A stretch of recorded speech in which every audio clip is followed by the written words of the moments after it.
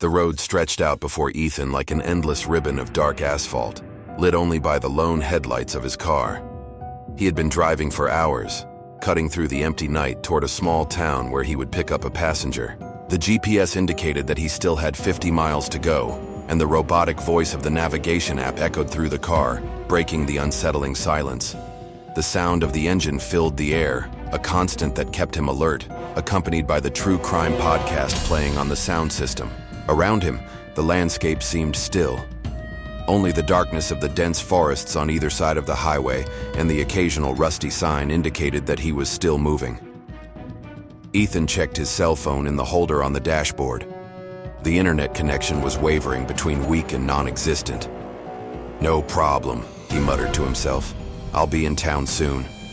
It was then that the car shuddered slightly. Ethan frowned and adjusted his hands on the steering wheel.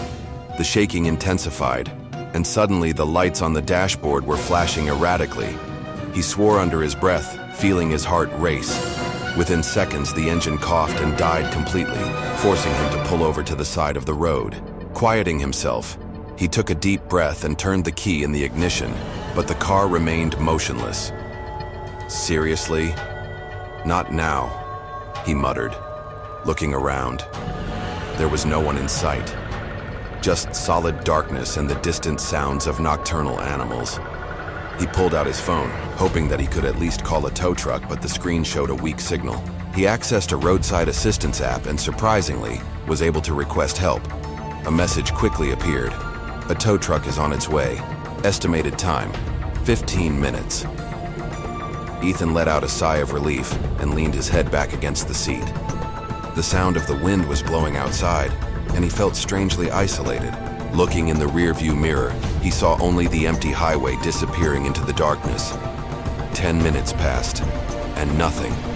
No headlights in the distance, no sign of movement. He checked the app again. The time still showed 15 minutes. Ethan's brow furrowed in unease. He tapped his finger lightly on the screen, as if that would refresh the information. The wind outside seemed to pick up, gently shaking the trees around him. A shiver ran down his spine.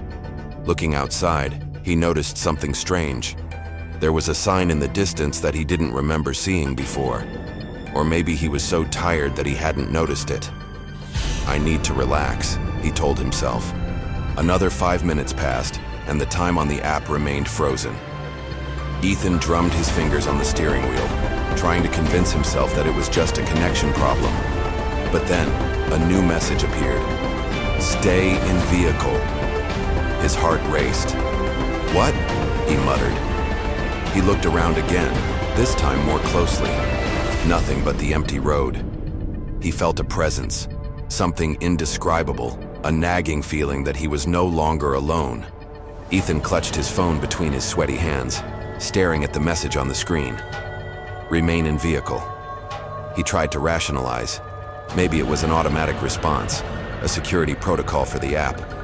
But something about the sentence felt too personal. He swallowed hard and stared out the side window, trying to ignore the growing unease in his chest. The darkness outside seemed thicker, as if it were closing in around the car. The time on the app remained frozen. 15 minutes. Nothing was changing. Ethan exited the app and tried to open the browser, but the page wouldn't load. Frustrated, he glanced at the signal bar. A single bar flashed intermittently, then disappeared. He huffed and decided to try another approach. Maybe a selfie to show his location and send to a friend. He opened the camera, activated the flash, and took a quick photo. When he looked at the image, his heart skipped a beat. Behind him, reflected in the rear window, a still, indistinct silhouette, as if watching. He turned around immediately, but there was nothing but the empty seat and darkness beyond the glass. His breathing became heavy, and he felt the temperature inside the car seem to drop a few degrees. Trying to shake off the irrational fear, Ethan deleted the photo and locked the doors. He pressed the call button on the app, expecting to hear a reassuring voice on the other end. But the call dropped before it could even start ringing. Each attempt ended the same way. The screen would flicker for a second before displaying a new message. "Please hold. We're coming." Ethan felt a deep chill run down his spine. The notification blinked slowly, as if mocking his situation. He wondered if he should get out and try to walk to a gas station or a nearby exit. But as he looked at the empty road, he realized how risky it would be. The wind howled through the trees, creating whispers that sounded like incomprehensible words. Unease gnawed at him inside. His eyes scanned the darkness, trying to find any movement or trace of headlights in the distance. But everything remained still. He checked the app again. 15 minutes. No change. It felt like time had stopped. Then another message appeared. "Are you alone?" Ethan's eyes widened, his fingers shaking as he held the phone. He felt his chest tighten, his breath becoming shallow. There was no way to ignore it anymore. Something was very wrong. Ethan stared at his phone screen, eyes wide. The question, "Are you alone?" pulsed before him like an unsettling reminder that he might not be. He glanced in the rearview mirror once more, feeling his heart hammer against his chest. The darkness of the road seemed to shift subtly, as if something were lurking just beyond the edge of his vision. Determined to get out of there as soon as possible, he opened the GPS hoping to find the nearest gas station.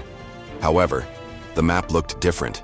The main road was gone, replaced by a distorted outline pointing into the woods beside the highway. Confused, he tried to restart the app, but a new route appeared, suggesting he follow a narrow trail he had never noticed before. An uneasy feeling settled in his stomach. It was as if his phone itself was trying to guide him away from the road, to some place that no map showed up. He decided to ignore it and turn on the car radio, trying to break the oppressive silence. Static filled the vehicle, followed by a whispering robotic voice. "Ethan, Ethan, your name." He immediately turned off the radio, sweating. His hands trembled on the steering wheel, and he tried to convince himself that it was just interference, a coincidence. But then his phone vibrated again. He glanced hesitantly and saw an attached image. His heart sank. It was a photo of him inside the car, taken from outside, in the middle of the road. Ethan turned his head in an instant reflex, but there was no one outside, only the wind blowing through the trees. He locked the doors again, feeling panic take over. The car, his only refuge, now felt like a trap. The minutes dragged by, and he began to notice something even worse. Tiny distortions in the reflections in the rearview mirror. They were barely noticeable, shadows moving where there should be no movement. When he blinked, they seemed to get closer and closer. A pair of headlights appeared in the distance, heading toward him. A glimmer of hope flared in his chest. He waved frantically, flashing his headlights for help. But as the vehicle passed him, it appeared empty, its tinted windows obscuring any potential drivers. He watched the back of the vehicle pull away, disappearing into the darkness without ever slowing. Then a final notification appeared on his phone screen. "Help is here. Look behind you." Ethan swallowed hard. Slowly, he glanced in the rearview mirror and saw it. The reflection in the rearview mirror froze Ethan. A figure was there, standing in the middle of the road as still as a statue. It shouldn't be there. His eyes burned as he strained to see better. The figure was tall, its outlines blurred, as if the darkness itself were giving shape to something impossible to make out. Ethan's chest rose and fell rapidly, his breathing becoming a suffocating sound in the silent car. He blinked, and the figure seemed to be getting closer. Ethan turned to look straight out the back window, but all he saw was the empty highway, stretching like an open wound into the night. His entire body shook. He looked back at his phone and a countdown began to flash on the screen. 0:30, 0:29, 0:28. Desperation filled his movements. He turned the key in the ignition repeatedly, but the car didn't respond. The numbers on the screen were getting smaller, and with each passing second, the feeling that something terrible was about to happen grew stronger. Ethan tried to open the door, but the automatic locks were activated. He was trapped. Outside, the streetlights on the highway were flashing in a strange pattern, as if reacting to whatever was about to happen. The radio turned on by itself again, now playing a sequence of mixed voices, whispers that seemed to say his name over and over, accompanied by distant, cold, emotionless laughter. The countdown reached 10, and Ethan made one last attempt to restart the car. The dashboard screen flickered, briefly showing the same figure he had seen in the rearview mirror, but now sitting in the back seat, a motionless figure. He screamed, falling forward, banging his fists against the steering wheel. 003, 002, 001. The car's engine suddenly roared, the headlights came on, and the screen of his cell phone flashed with a final message. Service in progress. The car jerked and began to move on its own, the steering wheel slowly turning to the right, following the route that had previously been impossible to access via GPS. Ethan tried to take control, but the pedals wouldn't respond. The road in front of him no longer looked the same. The trees seemed distorted, the streetlights leaned at impossible angles, and a thick fog covered the road. Ethan felt like he was being taken somewhere from which he could not return. His chest felt tight, the reality around him crumbling into fragments. He glanced at the rearview mirror one last time, and there she was, the figure, now closer than ever, with a smile that didn't seem human. The car slid down the foggy road, each meter driving Ethan deeper into the unknown. He tried to scream, but his voice seemed to be dead, as if the atmosphere around him was suffocating any attempt at resistance. The radio continued to murmur his name, getting quieter and louder, more distorted as if something was getting closer, lurking along the side of the road. Ethan's phone vibrated one last time. He glanced at the screen, and a live feed automatically started. The image showed the inside of the car, but from an impossible angle, as if someone were sitting in the passenger seat, watching him closely. He turned his head slowly, feeling his skin crawl, but there was no one there. At least, not in sight. The road now had no end. It was an endless loop of deformed trees and road signs that seemed to repeat themselves, each time more worn, older, as if he had been driving for decades without realizing it. The speedometer showed an increasing speed, although the car barely seemed to be moving. Ethan's mind was torn between reality and hallucination.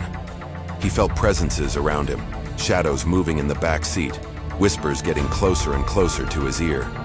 Trying to find a way out, he gripped the steering wheel tightly, trying to steer sharply onto the shoulder, but nothing happened. The car was out of his control, driven by an invisible and relentless force. Suddenly, everything stopped. The car turned off by itself, the headlights went out, and the road plunged into absolute darkness. The screen of his cell phone glowed softly, displaying a final message. Thank you for using our services. The next morning, Ethan's vehicle was found by a passing trucker. The doors were unlocked, the engine was still hot, but there was no sign of him. Only his cell phone was resting on the driver's seat, displaying the static message on the screen. The local police searched the area, but Ethan was never found. Investigators reviewed the live stream recorded on his account, but the footage ended abruptly with him staring at the camera, his eyes wide, his face etched with inexplicable terror. As time passed, Ethan's story became a legend among drivers who passed by on that deserted highway. Some claimed to have seen his car stopped on the shoulder, with its lights flashing, and a shadow sitting in the passenger seat. Others swore that when they looked in their rearview mirror, they could see his figure, motionless on the side of the road, waiting, always waiting. And did you hear that? The echoes of darkness are getting closer. Before it's too late. Leave a like and subscribe. Who knows? Your road might be the next one to be told. Welcome to Asphalt Horror.